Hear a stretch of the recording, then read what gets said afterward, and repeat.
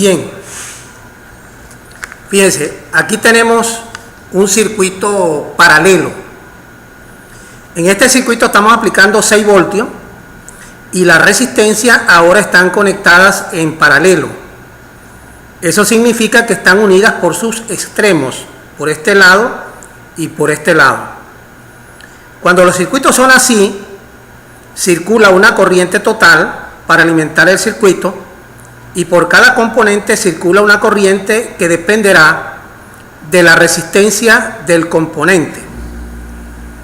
Lógicamente que pasa más corriente por aquel componente que tiene menor resistencia, ya que la ley de Ohm dice que intensidad es voltaje sobre resistencia, voltaje sobre resistencia.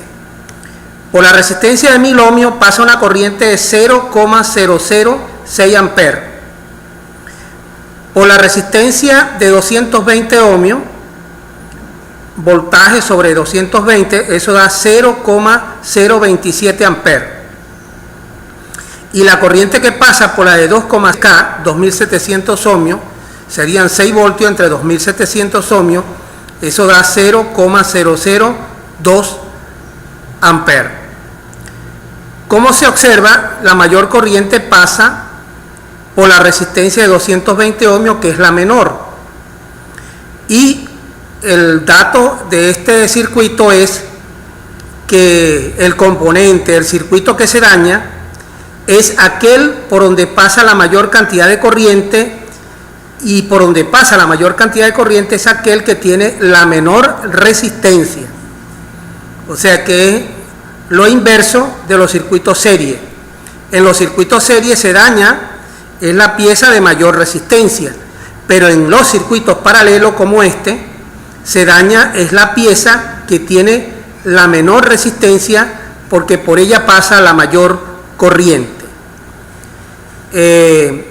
Estoy indicando todo esto así para que la persona no se confunda, y es por eso que muchas veces dicen, bueno, estos electrónicos son brujos. No, lo que pasa es que nosotros sabemos lo que es un circuito serie y lo que es un circuito paralelo. En los circuitos serie se daña es la pieza de mayor resistencia, y en los circuitos paralelos se daña es el componente o la pieza que tiene menor resistencia. Por este circuito de la resistencia de 220 ohmios pasa la mayor corriente, que es de 0,027 amperes. Recuerden que mis videos son para que la persona